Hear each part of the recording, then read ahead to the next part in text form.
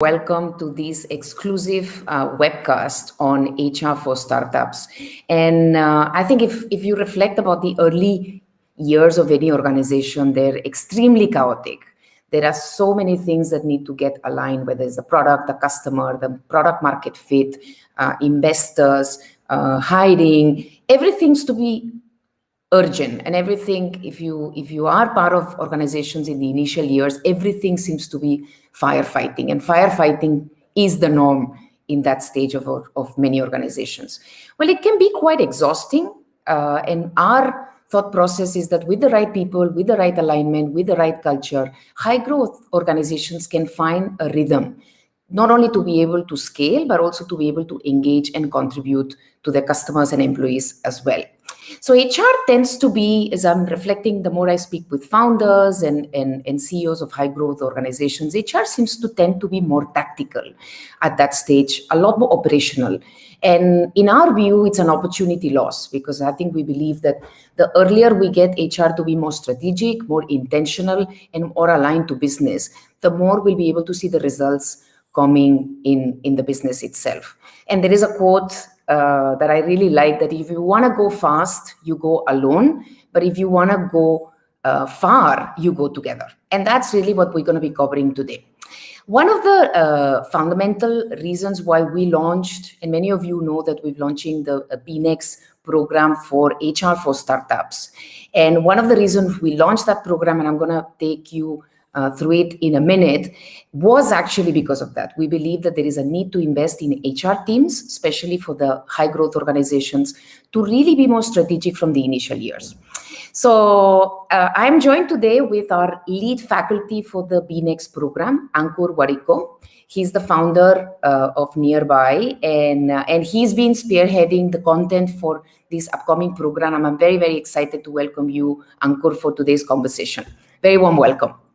Thank you so much, Esther. Thanks for having me, and a warm welcome to everyone back home. I hope you're doing all safe and sound, and thanks for tuning in.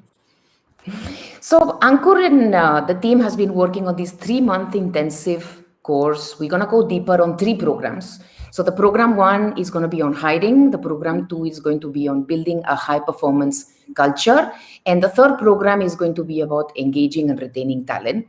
And Ankur is joined with other faculty members that are going to be guests for these programs. We have Rosalind Chok, she's the founder CEO of XCA Global in Singapore, Krishna Depura, CEO at Mindtickle, based in the US, Lalit Singh, former CEO of Udacity and co-founder of Pareto, also based in the US, and Mona Gandhi, founder Uprised and previously Strategic Initiatives and Growth at Airbnb.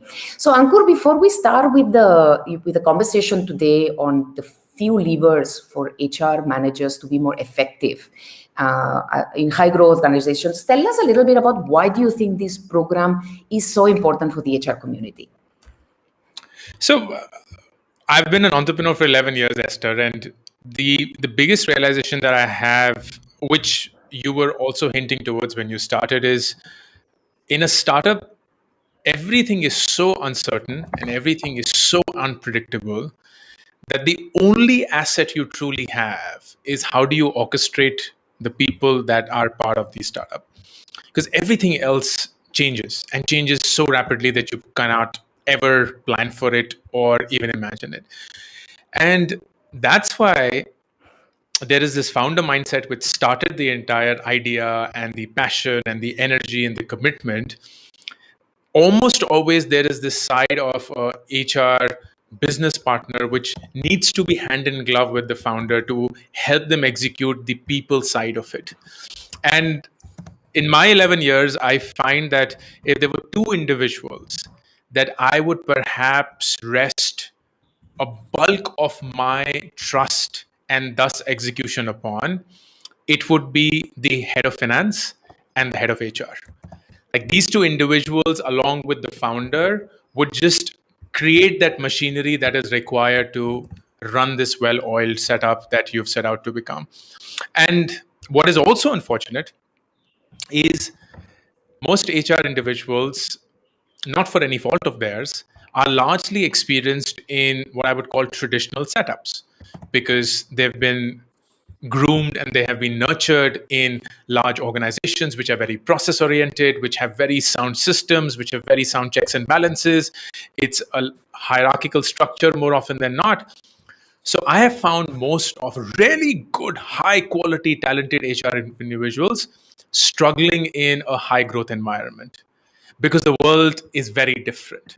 So I think that the last several years of experience matched with the guest faculty, matched with the experience of everyone who's coming in together for this course, we just realized and felt that it was so critical to have something which is organized, very methodical, very planned as an intervention, and a deep one at that. 3 months is not a short period. It's almost like that's 25% of our ISB MBA.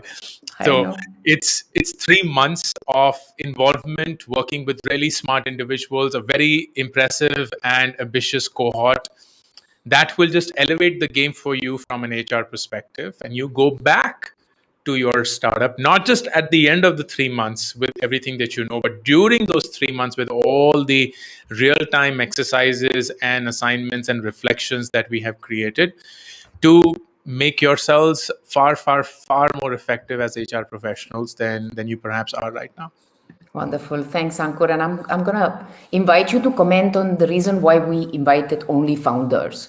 And you mentioned about trying to change the mindset of all of us in the HR community to really just be more business and use the language of business. And that was the reason why we decided together to really just go with the founder and the business voice exclusively. Exactly. And that is like I remember, and even during the preparation, Esther, if you'll remember in our weekly catch-up calls, we were always focused on the audiences that did not think of HR as hiring, HR processes, admin, just all these checks and balances that HR are, but think of themselves as business partners in the true sense of it. And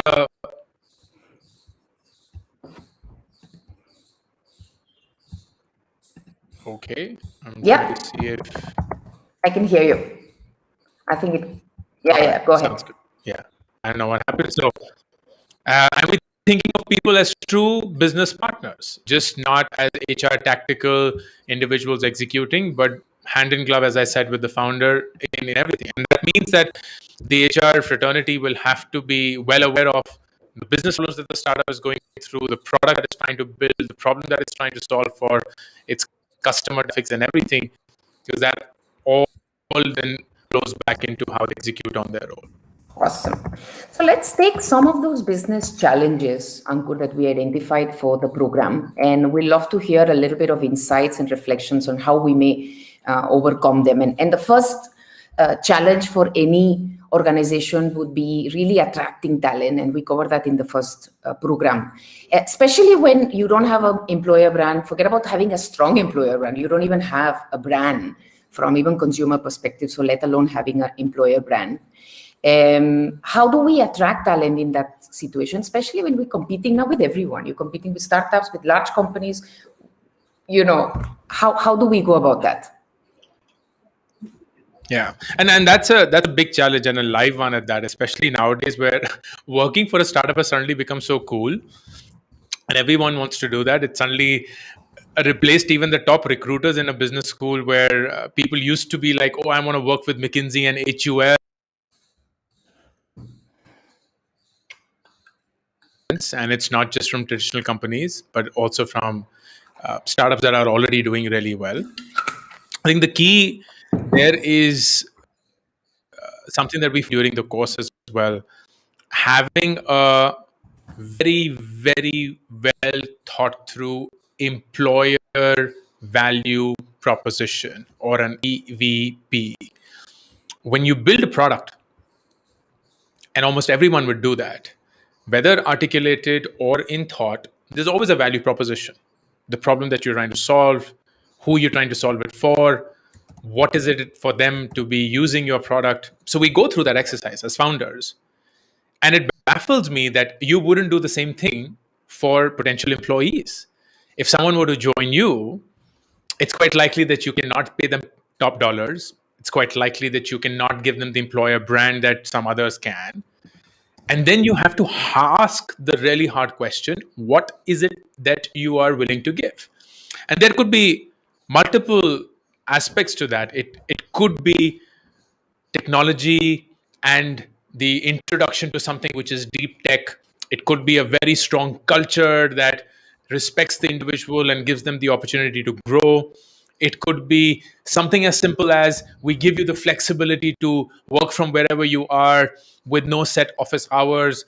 It could be that this is a very young, dynamic setup where we just have fun and we chill and we perhaps even stay together because that's what you've built. Or it could be something else. But it's very important that you articulate that you go through that journey. Because if you don't, then you're pretty much just parroting what everyone else is saying and hoping that it works for you, which we all know it won't. It just wouldn't. So the reflection is very important. And I remember back in Nearby when we were trying to we started Nearby in 2015. Before that, we were Groupon, and Groupon was this very established name, and it's a US brand, and everyone wants to work for an MNC and so on. But after that, this becomes a new setup. It's an Indian startup. It has all the unpredictability of what a new company would go through. It's not backed by any large company anymore, so on and so forth. So we had to create that identity, and we had to also go after who is it that will most likely respond favorably to this employee value proposition that we create. And one example that I can share for the benefit of everyone, Esther, is one that we chanced upon, which we do speak about in the course as well, are fresh grads from top colleges who we know will be going for an MBA in 1 to 3 years. So we went to them with a very unusual proposition, which was, we want you to go for an MBA. We want you to go and get this degree from yourself. And here's what we will do. The founders from ISB, and hopefully you're also thinking of going to that place, or for that matter, you could go anywhere that you want. And if you were to join Nearby and you would be a top recruit in a top college and so on and so forth, we will give you a 2-year track to groom yourself for a potential ISB MBA. And that certainly was exciting enough to attract a lot of people from top colleges across the country. And we were able to do that. We didn't pay them top dollars. We didn't give them, I would argue, even the most exciting work. But what we needed at that point of time was young, ambitious blood, a fresh way of thinking. We didn't need experts at that point of time because we were still building and establishing us on our own feet. And that worked. And of course, we changed tracks when we needed experts and so on. But that's just one example of what is the EVP that you create, who do you target to, and who does it appeal to. And that is the only way that a startup can make sense when it comes to hiring. Wonderful. Thanks, Ankur. And I loved the fact that you say mention and spend as much time understanding who is your target audience as you do with customers. And as you said, the target audience may change over time, but you will have to really segment that value proposition. And I loved your example to really think out of the box and there is no such a thing as good practices or best practices. You really need to think on what makes sense for your business. And that's fantastic. Thank you so much, Ankur. And I can see some questions coming in, so thank you so much. Some of the questions, Deepti, Shweta, I can see Pooja's question as well. There's some things that we have already planned, so I'm going to take them when it's coming, but inviting everyone else to please just feel free to keep the questions coming. I'm going to jump into the building a high-performance culture. And I think there's going to be several implications. So Deepti's question is related to rewards, which is an outcome of performance. And how do you do that with limited budget? So again, tell us a little bit, how do we build that high-performance culture? Again, when we don't have, just too many of those tools that larger organizations or complex organizations may have. So how do we approach that complex challenge? Yeah. So, and culture is something that I'm deeply passionate about, because I think that that's one thing we did impeccably well at Nearby, and we stood for that. And I saw the benefit of having a very strong, powerful culture. Now, here's the thing. The first thing about culture is defining it, not so much on the wall or on some fancy poster, but in your conduct. Because Frankly, if the culture are just fancy words put up on the office wall, but no one feels it, it's not going to be culture. It is how things are done when it doesn't need to be said. And that's, in my definition, the culture. So one is defining it and setting it up in action. But the outcome of that is it's largely misunderstood that culture leads to performance. And I don't think that is true. I don't think culture by itself leads to performance. What you can do is you can create a high performance culture, which is what we stress upon in the course. What that means is the culture will make it easy for performance to be a natural emotion and value in the organization. Because there could be several cultures. There could be a culture of obedience. And the culture of obedience is there is sir and ma'am, there is hierarchical structure, there is respect towards the boss, whether it's implicit, it's explicit, it's felt, or it's just something that is projected. But there is this obedience culture. And what we do know is an obedient culture is great for setting up processes and for compliance, but it may not be for performance, especially if you're very early into the business. So it will be eventually a necessity as you become a really large organization. But in early days, it could actually be damaging and devastating. So the definition of culture becomes then very important. And that's the first step. And a lot of people also misunderstand the culture to be swag. Oh, we have a culture of foosball table, we have a culture of parties, we have a culture of bean bags and table tennis and free lunch and all that. No, that's not culture. That's perks and privileges. That's referring to Deepti's question, which is what could be rewards and recognition strategies that you have if you do not have money. And several of these things can be picked up, and when we pick up our question we will attend to that. Culture is, in my opinion, the way things are done, especially without any supervision. When there is no manager, when there is no boss, when there is no CEO, when there is no founder, how are things done naturally? That defines the culture. And that will hold you, and I say this with absolute living example experience, it will hold you when things go wrong. And things will go wrong. In a startup, things will go wrong. And at that point of time, the startups that continue to deliver, continue to persist, continue to exist are the ones who have a very strong culture centered around performance. If there is lack of culture, or if there is culture which is defined in a very different manner than performance, almost always that's when people see the naked nature of that startup, which didn't have anything. It was just shallow all along, but created that facade because of money and whatnot. So there is a lot that we actually go into the details of during this culture, and it's testimony to the fact that we've devoted one entire month and 4 weeks to just the topic of culture. And I share enough and more examples of how we did that at Nearby, how we created a culture of respect, ownership, and performance, which were the three tenets of the Nearby culture. Bring in conversations from Krishna, who is the CEO of MindTickle. They have such a brilliant culture, and I'm like always such an awe of it. One thing that I want to stress is they did that until COVID happened, but every year for 2 weeks the entire company goes for a workation, which used to be a concept only in smaller groups, but this is like the entire company going with their family for 2 weeks to an external destination to work and to have a vacation. And they have built that culture where it is work life balance and respecting your personal space as well. And Krishna says that it's usually the most productive 2 weeks in the entire year, because we work 9 to 5. We're very compliant about it. There's just so much work that we get done. And after 5, we don't have to go to some place. We don't have to go to some house. It's everything just built in there. And it's they're moving people. Like he gave me the example that before COVID, the last vacation that they had, there were 400 families that went and worked from Shimla.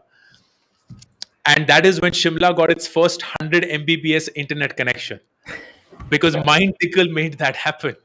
So it's crazy how much they believe in it to be moving and orchestrating such infrastructure things, just because it holds them in good faith. And Mind Tickle has been through such ups and downs. Now it's a $500 million company invested by SoftBank and so on. But it literally stared at death so many times. And when he went through that, and there's a long conversation that we had around it, it's just amazing how the culture made it stand still. Wonderful. So, Ankur, I'm going to take two questions related to culture from the audience. So, one is Shweda's question about the temptation, in my view, to just try to put it in objectives and goals, taking culture and values and say, okay, let's just put that into goals. Your opinion on that? I think is, as HR, we tend to just try to get into that mindset of enforcing it. But what I'm hearing you say is that that's not something that will work. So what's your point of view on Shweta's question, and what will work then? Yeah, I think the question comes from a very, I would say, innocent point of view, Shweta, that can the culture be a set of policies, organizational objectives, and goals, and so on? But I have a different take on it. What you state is the obvious and what most people believe in.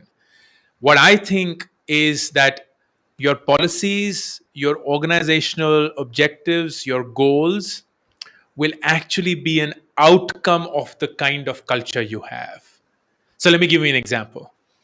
If the culture, whether implicit or stated, is that of compliance, is that of just being methodical and being very clinically focused on execution, you will naturally have and feel that the goals, the policies, the frameworks will all reflect that culture.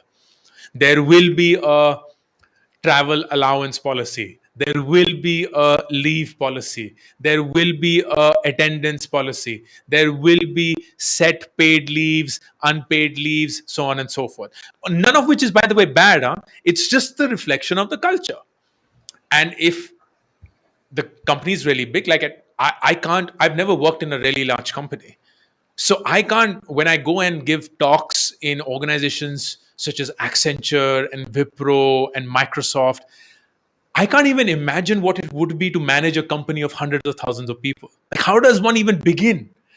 And there I begin to appreciate the fact that these policies need to be strict, because you can't be creating customized, personalized policies for 100,000 people. You will just lose your mind. And thus, the HR approach there will be very different from what it will be if you were in a startup. Which goes to the first point that I was making, that if you're trained and an expert and you have a wealth of experience working in these really large setups, you will, not surprisingly, struggle in a startup. Because there it's all about agility, it's all about autonomy, it's all about pace and not about compliance. So, on the other hand, if you have something which is a culture of trust and a culture of respect, then you won't be surprised if there is no vacation policy. There isn't. It's just like, please let us know if you're planning to take a holiday, but we don't want to be spending time tracking how many holidays you've taken in a year and then cutting it from your salary and then making this something like that. No, not the best use of our time. We trust you. We trust you, and we believe that you will let us know so that work is not hampered. And that's it. And in a company which has 20 people, 200 people, this can work easily, wonderfully. I would say, like, I've managed nearby all up to about 800 people, and we never had a vacation policy. We never had a leave policy. We never had a travel allowance policy. And it worked. It worked. Yes, there were some bad apples, but it's very easy to identify them because the culture is such. So, your question is wonderful because it's first principles.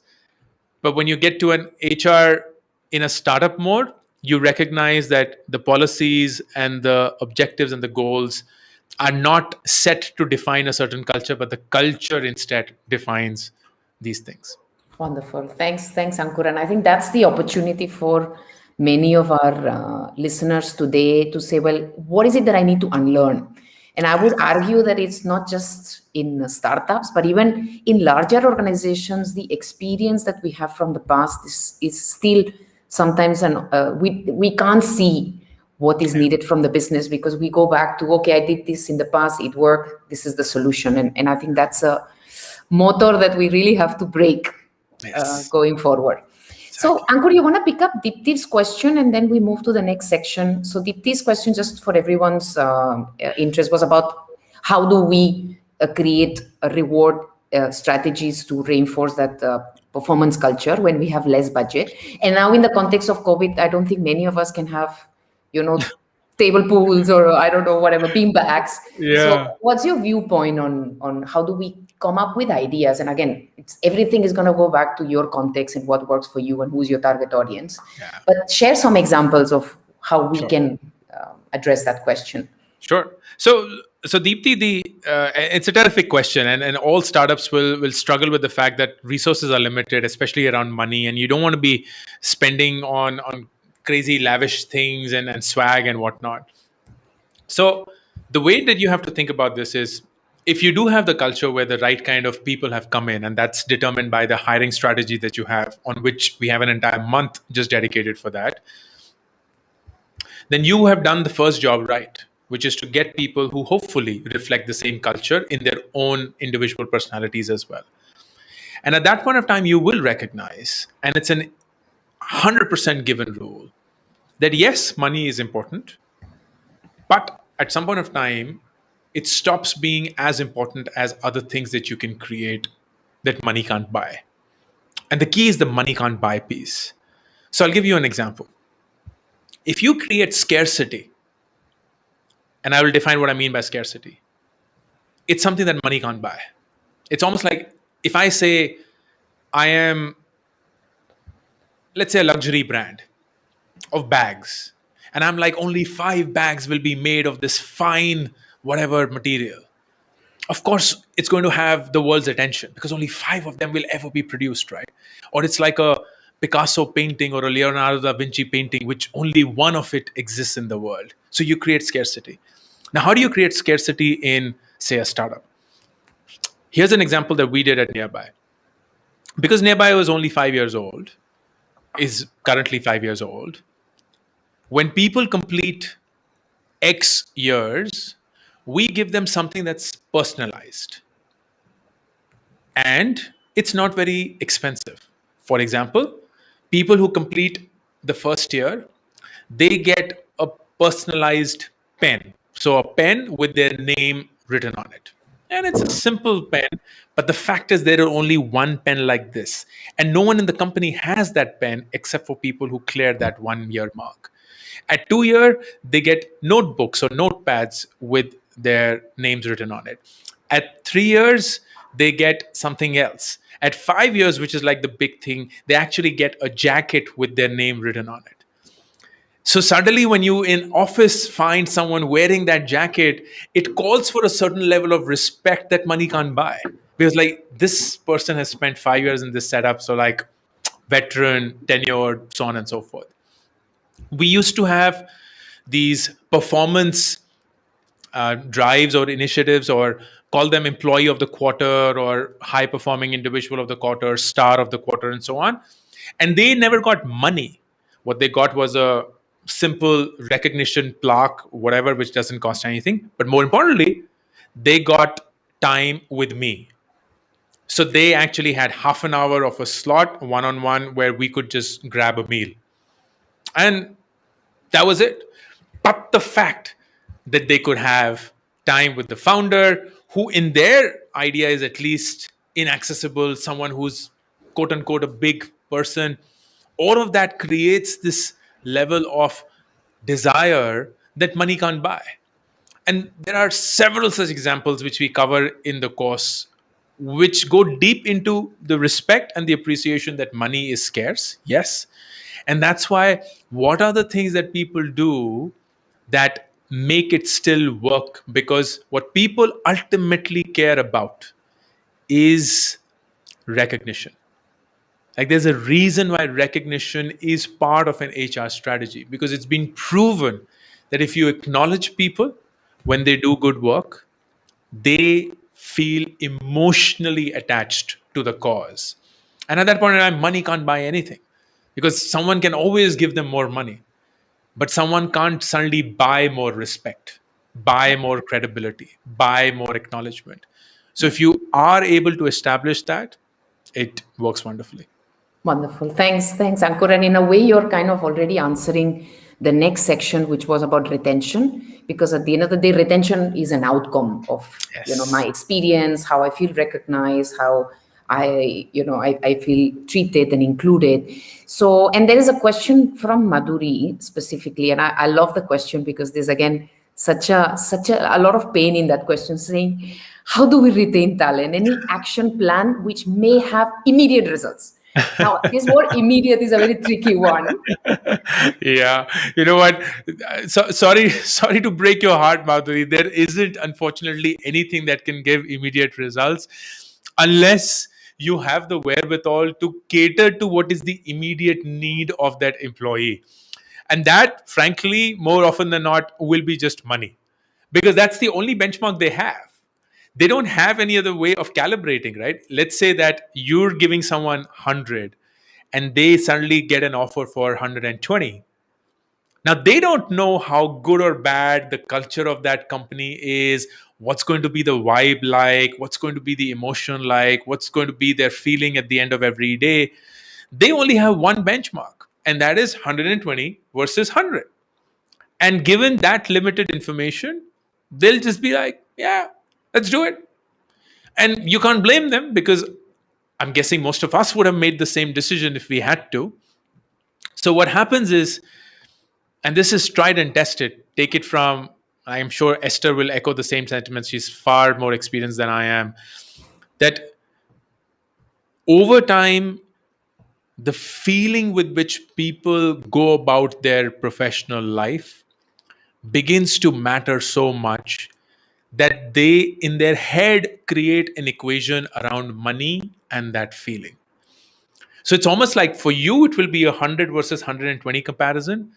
But for them, it'll be like, you know what? The fact that I am respected at this place, the fact that I have autonomy in this place, the fact that I get to work with super smart people, the fact that I'm working on complex problems, the fact that they respect the fact that I have a weekend, that I have a life of my own, 120 is not enough. And suddenly they'll be like, I need at least 180 for this to be matched. And you in your head have not done that calculation of, oh my God, all that we have done is worth 80 in their head. But they and everyone has done that calculation. The problem is it's not the same number. So if there are 100 people, all 100 of them will have a different measurement of what is it that you are doing for them and how much value they attributed to it. And that brings me to the most important thing that we focus in the third cohort of this course, centered around retaining and engaging talent. The one thing that you will hear quite often in a startup is this thing called scale up. How does this thing scale up? How does this thing get more with lesser resources? Can we do more with lesser resources? And if there is one thing in a startup that I think should never scale up, it is the approach that you have towards people. By definition, with more people joining your team, your job should get harder, not easier. If your job is getting easier because you've set up some automated processes and you've clinically put up a one size fits all approach, here is the policy and we will adhere to this, here is the goal and we will adhere to this, you are going to have some people like it, but by definition, there will always be some who don't. And that means for them, the value for what you bring to the table will be far lesser. So the minute they have more money, they'll move. And that will be the reality. So the hardest thing one needs to do is to actually, and this is only possible when you're a startup because the numbers are less. is to actually create value for everyone individually. It's to go to the hard work of saying, hey, Ankur, what is it that you value the most in your life? And let's see if I can orchestrate that for you. Hey, Esther, what is it that you value the most in your life? And let's see how we can make sure we give you that.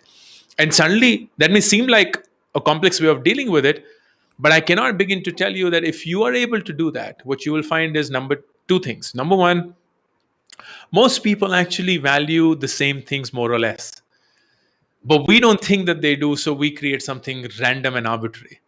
So you will be able to cater to about 80%, but now you've done it with the point of awareness. And number two, you will actually know whether it's worth stepping outside of that normal behavior and why for which employee. So suddenly you also start attributing value to how much you want to diverge from the median just because you find value in this particular individual or the work that they do or the function that they do or the kind of nature of commitment that they bring to the table every day and so on and so forth. And that becomes a fascinating journey. Like I remember, and there were several tools that we used for that. I was in the third cohort, because it's not easy, because it's not scalable. We talk about tools which are technological tools that can help you address and identify these personalized value systems. What can be a way of making not a really big team attend to a sizable crowd and understand what they are feeling personally and individually. And that is the hard thing to do, but once you do that, there's no going back ever. Like you see a completely different way of working. Thank you. Thanks, Ankur. And I'm going to go into questions because we have lots of them to cover. But I want to, before I do that, I want to reemphasize on what you mentioned. And I think that's a big paradigm shift for all of us in HR, that, we can't simplify people. And if we try to simplify people, we may feel content that, okay, my job is done, but we live in that illusion that, okay, it's done, as opposed to really embracing that opportunity to go deeper and use technology and tools, as you said, that we cover in the course, to be able to do so. So I'm going to pick up Natasha's question. And I think that's a very real question as an insider. And she says that, how do we really build culture of trust and performance when sometimes we get into the culture of pleasing the founder? And obviously, as a founder, you won't see that, right? And if I'm an HR professional in that organization, I may even feel scared of telling you as a founder that, listen, the culture we're creating is a culture of pleasing you, and you are enforcing that without knowing. Yes. So I think it's a very, very beautiful dilemma that she's brought, and it has a lot of dimensions. So how do we create a culture of trust and performance when we maybe have the founder who is, without intending, creating a culture of pleasing the founder and reinforcing that behavior? Yeah. So here's a harsh reality, and the harsh reality is, in a startup, the biggest foundation of the culture is actually laid by the founder itself. The biggest foundation of how the company behaves will be in some meaningful manner a reflection of how the founder behaves. And in that context, we as HR professionals have two choices. Number one, we just admit it and realize this is what it is. So, irrespective of what's said and what's done and what's written and what's shared, here is the founder, here is their personality. So, this is how things are going to be. Take it or leave it.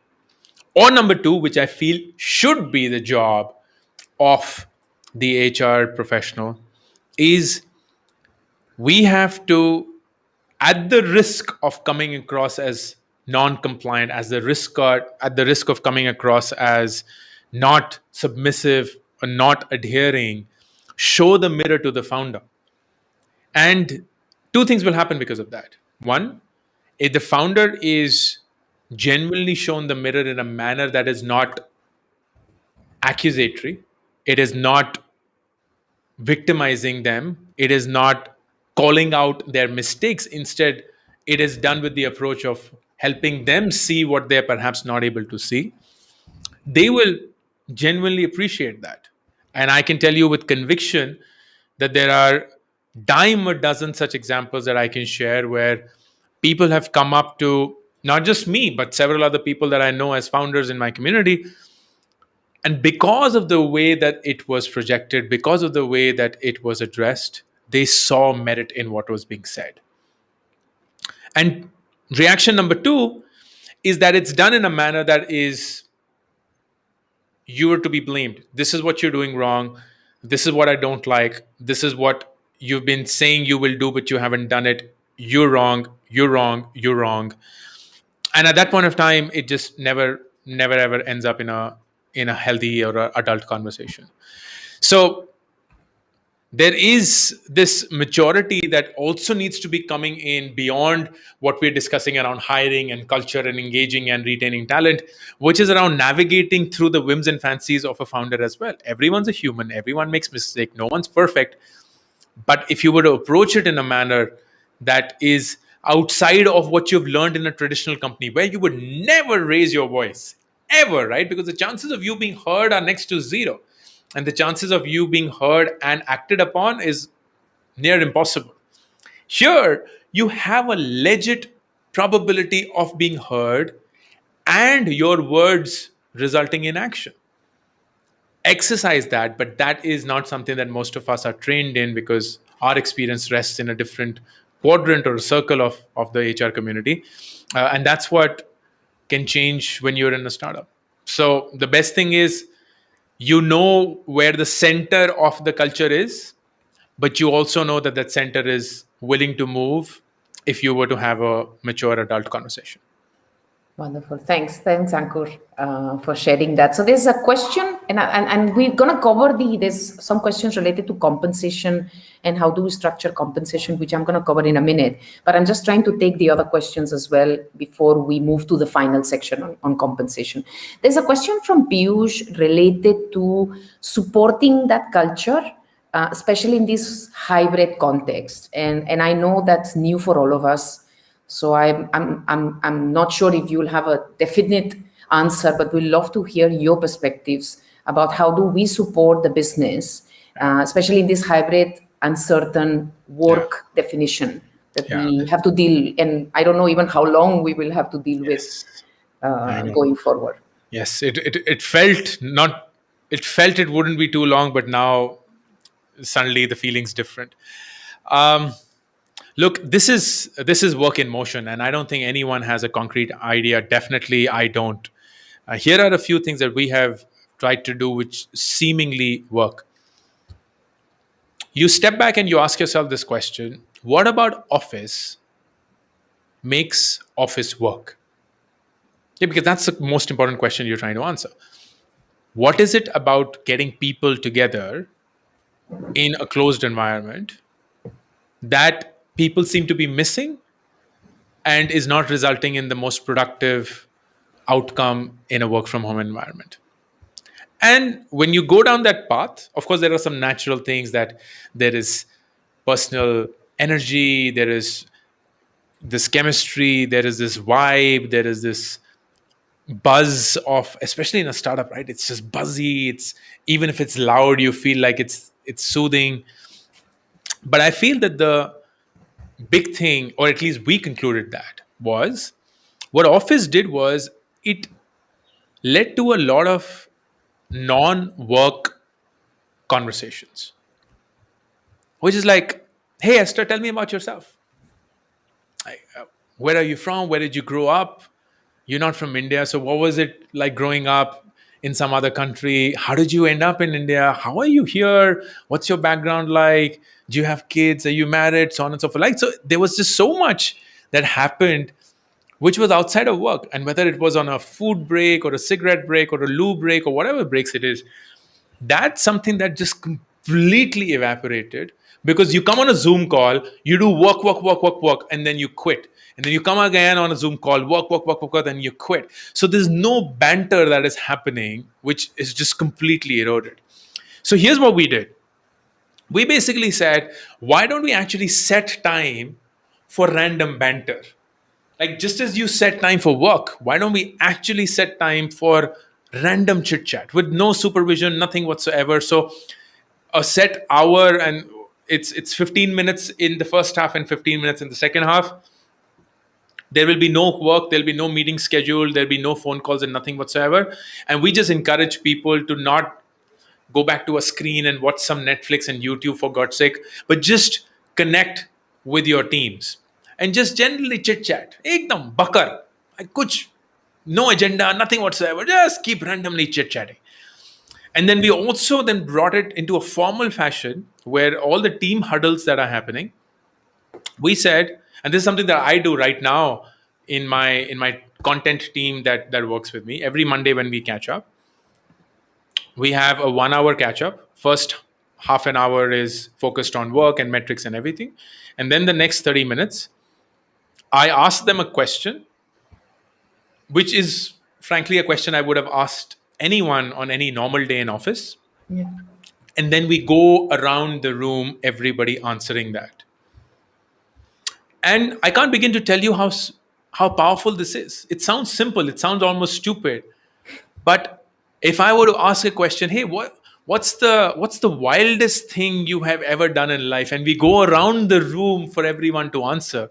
And the questions are, by the way, sent in advance so that people are not reacting on the go and they don't feel like being put in a corner. It's amazing how that banter itself, in some very crude manner, begins to reflect on what would have happened in office.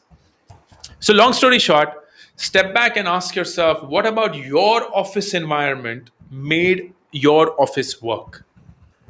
And then try and replicate that, even if forcefully needed, in your hybrid environment. That's something that will help. Emerging Wonderful. thoughts. Thank you. And as I'm hearing you for the last 50 minutes we've been together, it is all about keep experimenting with the intent to really help people connect, and I think that's been the underlying thing I'm hearing you. Whether you're talking about hiring or you're talking about performance or you're talking about hybrid, it seems there is one underlying theme in your mind. Yeah, exactly. And that is, look, I say this very, very often. People are not data points on an Excel sheet. People are people. And people are unpredictable, emotional, biased, come with their own worldview, have their own set of experiences, and desire very different things from each other. So if you were to just put them all on an Excel sheet, which you will have to do if you're 100,000 people, but you don't have to if you're 200 people. You can actually get to know everyone. I don't remember how many people were there in your ISB batch, Esther. We had 330. Yeah. And I remember this conversation I was having with a recent graduate of ISB. And he was like, oh, the other day I met your batchmate, Rohit Kapoor. And I was like, yeah, I know him. And he was like, how do you know him? And I was like, because he's from my batch. What do you mean, how do I know him? And then he was like, did you know everyone from your batch? I was like, yeah, there were 330 people. How can you not know 330 people over a year? Like one person a day. Of course you can know someone. But that's the beauty of a startup. It is that it allows you the flexibility of personalizing your approach and not being quote unquote lazy in it, which you unfortunately will have to let go when it becomes big. But that's when all the systems, the processes, and the cultural mental makeup that you've put in will come into play. Because if you've done that and done it well, suddenly the managers who will be managing now a team of 20 people will be doing exactly the same thing, because that's the only way they know. And everyone will then just percolate the culture. And the next thing you know, you have something that money can't buy. Wonderful. Thanks, Ankur. I'm going to go to the last section, and we'd love to hear from you how we may take that philosophical approach of finding what money cannot buy for every individual, and at the same time find some way to have some internal equity, external equity when it comes to compensation, because it's something that we need to be able to, fulfill everyone's expectation, but at the same time we need to be also consistent. Yes. So how do we marry both approaches? I think the first is to always have a very clear idea of what you can afford and what needs to be done because of that. And that means there is also going to be a reflection of what exists outside of your own organization that people who you're trying to reach out to will also have access to. So let me give you an example. If you are an early starter, and this is the case with Nearby, when we were building up Nearby, we had to build up a tech team from scratch. And tech talent in this country is the most overpriced talent pool in the country. And it's also rare to find, at least quality talent. So we were very clear that we can't afford it, but we needed to have a very good sense of how far are we from affording it. Because one thing is we can't afford it, the second is oh, no hope in hell. Yeah. So we actually spent a little bit of money to do a compensation benchmarking exercise. And I think that that was one of the most useful things that we did. And we benchmarked ourselves against 17 companies in India. And you can, like from the Flipkarts and the Zomatos and all those, like really good companies, but we knew that the tech talent we were going after would also be looking at. And we found the range. And we knew what our budget was. So then we knew where in that range do we lie. And we figured that we were between the 30 to 50 percentile mark. So even below the halfway mark. And that gave us two things. Number one, this means by design, it is not worth our time to be going after the top talent because we can't get it right now. We just can't. So why do we even go after it and waste our time and theirs? Number two, we have to fill in more with just the money part to make it lucrative for even those who are joining it. We did that through very generous equity allocations. We did that through a very strong culture that we built and was spoken about. We did that through a lot of young blood coming in and we giving them the platform to rise up the ladder and to go through their journey, so on and so forth. So there were a lot of these non-monetary things, and I call equity non-monetary just for the sake of simplicity, added into it to make it a bulked up thing.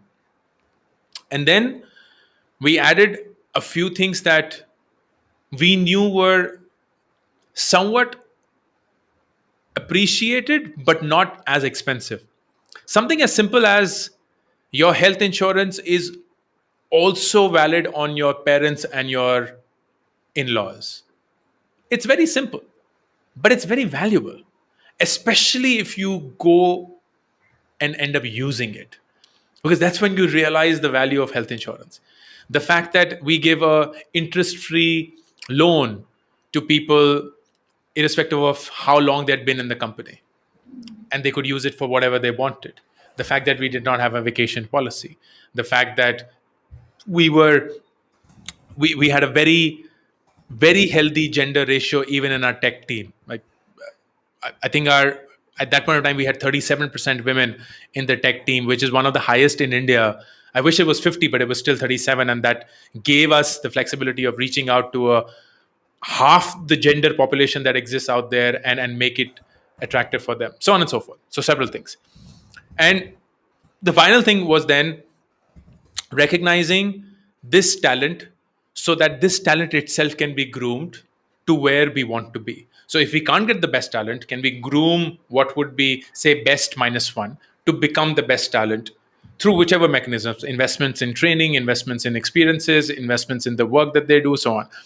And it paid off. It just paid off. And this is just tech I'm speaking about. There's several other such examples.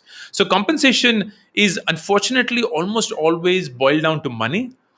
When I tell you that the biggest thing that people are looking for is, yes, money. But if you speak to the right kind of people and you give them the money that they are used to, they will react favorably.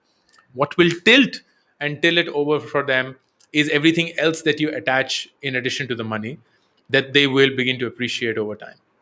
Wonderful. Thanks, Ankur. And we started with value proposition and we closing with value proposition. And I think sometimes as professionals, and I would say not only in HR, but generally in the functional way that we've been groomed in management of thinking functionally, which I think COVID is totally giving us an opportunity to break, is really about not trying to simplify things and saying, okay, we can't attract talent just because we can't afford and we are at this percentile, but really being creative and really finding solutions for the business problem at hand. And that's the mindset that we're going to invite you to have throughout the 3 months program.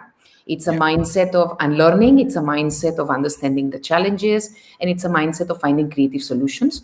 And through the program, you'll have access to a lot of stories, but at the end of the day, you will have to find what's going to work for your organization as well. Exactly. So Ankur, my final question is going to be about, closing word of advice for all our HR managers who are listening to us today. Maybe one thing to start, one thing to stop as we close today's conversation. What would that be?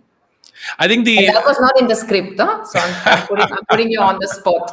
No. It's like, thankfully the experience comes into count. Then I'll go back to what I already said. I feel that the biggest shift that is required as HR professionals for us working in a high growth environment, working in startups, is the recognition that startups is a very different animal, and it requires a very different approach. And the best way that you learn what works for you or not is to, one, go deep into what about the startup makes it different and how can you set it up to work for you. But two, more importantly, spend time with people who are going through the same experiences, because nothing, frankly, works better for me, or for that matter anyone, than coming into a room with your own set of experiences and your own set of challenges, and then brainstorming that with people who have the same sets of challenges that they are facing. Because it just opens up your mind. It just absolutely leaves you with so many more ideas to work upon than just the one that you start with. And that's why I'm super excited, Esther, that we're doing this together. 3 months is a really big commitment, but the minute you proposed the ideology behind this entire course and who are we speaking to and the objective, I was like, this is 100% something that I would sign up for, because I wish something like this existed when we were making our own startups. As a founder, I would have joined in, forget sending my HR team in there.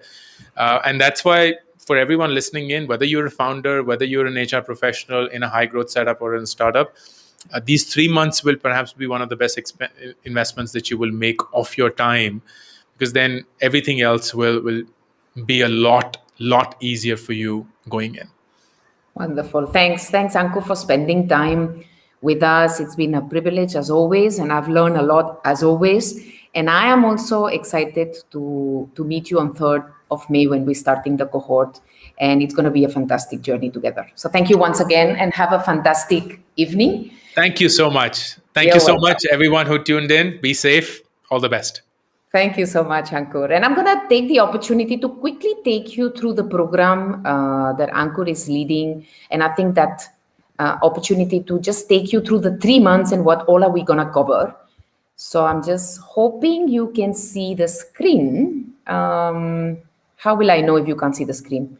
Akansha, can you tell me if you can see the screen? Can you come in and tell me? Because I can't see now. So I'm assuming you can see my screen. If you can't see my screen, Akansha or Shruti, you may come back. So this is the overview of the 3 programs. So as I said, it's starting on the 3rd of May.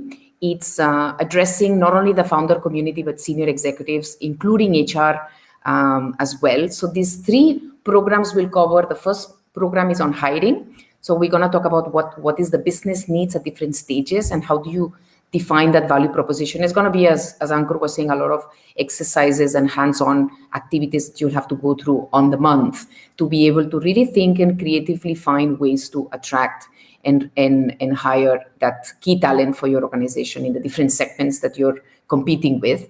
The second program will focus on creating a culture of high performance. We talked a lot about it today, but what the program is going to do is go a little deeper on templates and examples on how you design that culture and how the culture needs to evolve as well as the business evolves. The third program will focus on retention mostly, and we're going to go a lot deeper on creative ways to look at compensation and monetary and non-monetary that again Ankur covered a little bit today, but we're going to go a lot more in detail, and we're going to give you access to more templates and more exercises for you to visualize and design that in the context of your organization. You will have the opportunity to be with Ankur for 3 months as we go through the program, and I want to thank him for his commitment to this course, because it's a significant amount of time that we're putting together as a group, not only before the program but also throughout the 3 months. And a special thanks as well to our guest faculty. And as I said, we have Krishna from Mindtickle, Lalit from Udacity, Mona from Upraised, and Rosalind from CXA. And I'm going to bring some examples from People Matters as well as as a navigator, mentor, guest faculty, or I think somebody who believes that HR really, really has a huge opportunity to make much more impact to the business. So I'm going to be sharing some insights and reflections as well. So that's all I have to share with you today. And I invite you to join us. The cohort starts in just a couple of weeks.